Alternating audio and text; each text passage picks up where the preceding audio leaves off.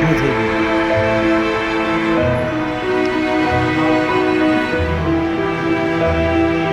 એક વર્ષ વીતી ગયું, કેલેન્ડરના પાના બદલાઈ ગયા, ઋતુઓ બદલાઈ ગઈ, અમદાવાદના રસ્તાઓ ફરી ધમધમતા થઈ ગયા, પરંતુ કેટલાક ઘરોમાં હજુ પણ 12 જૂન 2025 પર જ અટકેલો છે.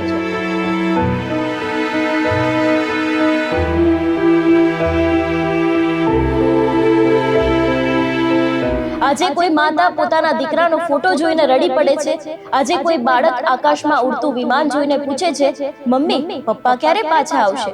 અને એ પ્રશ્નોનો જવાબ કોઈ પાસે નથી.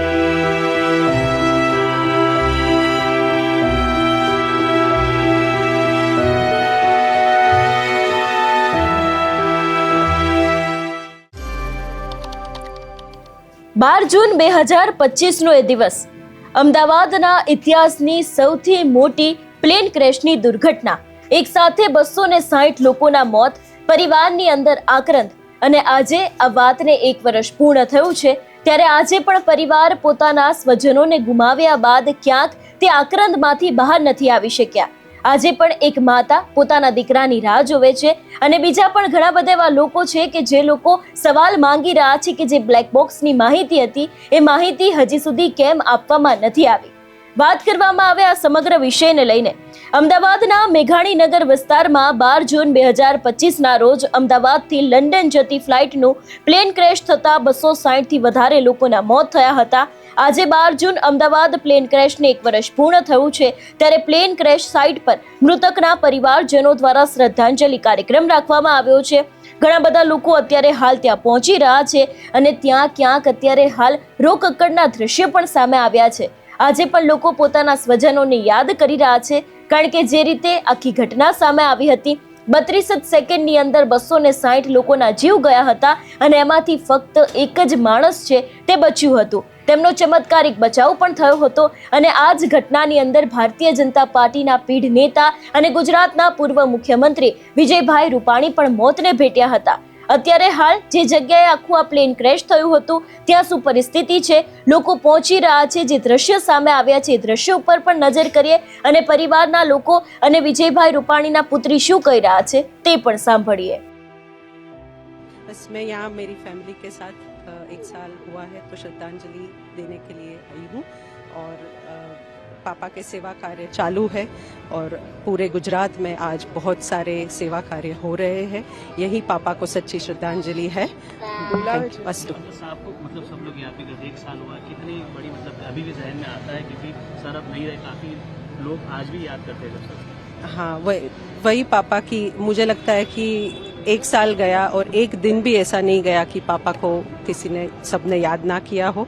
यही उनका पुण्य है, यही उनकी कमाई है, और बस हम लोग सब उनके सेवा कार्य आगे बढ़ाएंगे, ऐसी हमारी प्रार्थना. आपने कुछ लेटर भी लिखा था कि परिवारों को मतलब नो कमेंट्स, वो पर्सनल लेटर था, उसके लिए. Thank you so much. Thank you.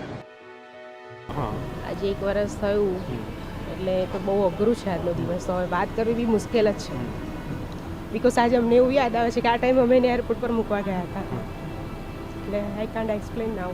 અચ્છા, ક્યાંના છો આપ અને શેના માટે જતા હતા? બાસદ રહું છું, મારા મમ્મી ડાકોરના છે અને મારો ભાઈ લંડન રહે છે, એટલે એને મળવા માટે જતા હતા. અને મારા ભાઈની નાની બેબી છે, તો એની બર્થડેને સેલિબ્રેશન કરવું હતું. તો 3 વર્ષ પછી મારી મમ્મીના વિઝા અને ત્યાં જતી હતી, અને આ એક્સિડન્ટ થયો, અને મારા મમ્મી એકલા જ છે, મારા પપ્પા નથી. તમે એરપોર્ટ ઉપર જતા જ્યારે આ થયું ત્યારે ખબર પડી? ના, અમે લોકો ઘરે આવી ગયા હતા, બિકોઝ 12 વાગે તો ત્યાં બોર્ડિંગ બધું થઈ ગયું હતું, પતી ગયું હતું. મમ્મી લોકો ઉપર જતા રહ્યા હતા, એટલે પછી અમે નીકળી ગયા. મમ્મી કે તમે જાઓ હવે, એટલે અમારે તો એક્સપ્રેસ એટલે અમે કલાકમાં તો ઘરે પહોંચી ગયા હતા. એટલે અમે જસ્ટ ઘરે પહોંચ્યા અને અમે ન્યૂઝમાં જોયું, અને ન્યૂઝ પરથી અમને ખબર પડી કે આવું થયું, અને અમે પછી સરકારી સહાય પણ મળી છે, ન્યાય મળ્યો છે ખરા? ન્યાય એટલે અમે લોકો જે માગીએ છીએ એ વસ્તુ અમને નથી મળી, કે અમને જે બ્લેક બોક્સનો ડેટા ને એ બધું, લાઈક એનું રીઝન, એકચ્યુઅલમાં રીઝન શું છે એ અમને જોઈએ છે. એક વર્ષ પછી તમને હવે અત્યારે હાલ કયા પ્રશ્નો ઉદ્ભવી રહ્યા છે કે ઘટના કેવી રીતના બની હશે? હા, બસ એ જ કે એનું રીઝન અમને ખબર પડે કે આનું રીઝન શું છે, તો ફરી ફ્યુચરમાં આવી ઘટના ના થાય અને બીજા આવા ના જાય, સફર ના થાય. આજે મારી માટે તો મારા મમ્મી એકલા જ હતા, મારા પિયરમાં કોઈ હવે રહ્યું નહીં, મારો ભાઈ છે લંડન છે, તો મારે તો ક્યાં જવાનું, મમ્મીનું તો ઘર બંધ થઈ ગયું, એટલે બહુ મુશ્કેલ સમય છે અમારી માટે. બસ હવે એ લોકોને એક જ એ છે વિનંતી કે હવે એ લોકો જલ્દી ને જલ્દી રિઝલ્ટ ડિક્લેર કરે કે એનું રીઝન આપે. ઓકે, પીડિત પરિવારોને ન્યાય મળ્યો કે ના મળ્યો? આપનું એટલે શું ન્યાય માટે એ જ વસ્તુ છે કે અમને હજુ રીઝન નથી મળ્યું.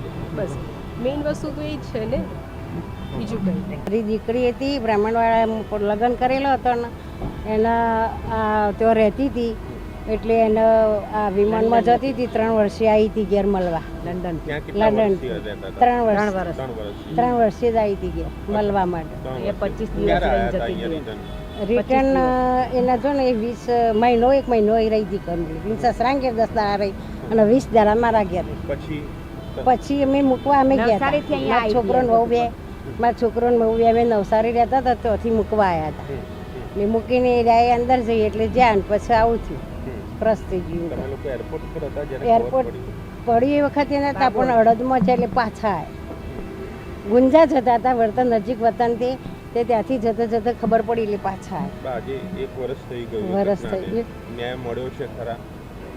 ન્યાય તો પત્રકારને ખબર ન્યાય તો કોઈ ખબર નહીં મને. કશો ન્યાય હજી તમે શું ઈચ્છો છો? અમને તો ન્યાય મને તો ન્યાય મળે ઈચ્છું મારા છોકરીને ન્યાય મળે એનો પૈસો મળે એ મારો બધો દ્વાનમાં કરવો. જમીન એકલા ન મળે અમને મળે તો અમને મારા બધો દ્વાનમાં કરવો હોય. કોઈ લોકો દ્વાનમાં કરવાના નહીં અને મારા દ્વાનમાં કરવો બધો પૈસો જે આવે મારે છોડીનું પુત્રું મૂકાવવું હોય ચોક જે પૈસો આવે એમાં. અરે લગ્ન થયા હતા એમને? લગ્ન થયેલા હતા. લગ્ન થઈ 7-8 વર્ષ થઈ ગયો હતો. છોકરો કોઈ નતો. ओम शांति शांति शांति। 12 जून रूप श्री अरिहंत हृदय स्थाप जो आत्मा शांति साचे आप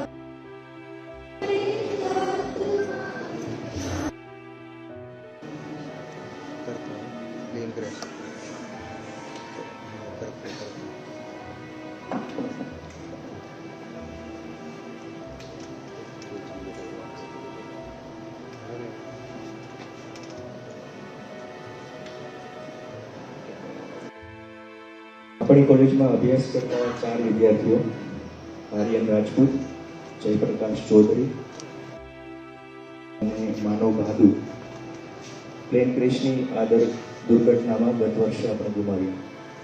આપણા વહાલા આ વિદ્યાર્થીઓની સ્મૃતિ રૂપે આપણે ગત વર્ષ કોલેજના પ્રાંગણમાં 4 વૃક્ષોનું વાવેતર કરેલું હતું, જે આજે બ્લડ ડોનેશન કેમ્પની મુલાકાત કરશે અને ત્યારબાદ સ્મૃતિ રૂપે વાવેલા આ 4 વૃક્ષોને વંદન કરવા માટે જશે અને ત્યારબાદ આપણે સૌ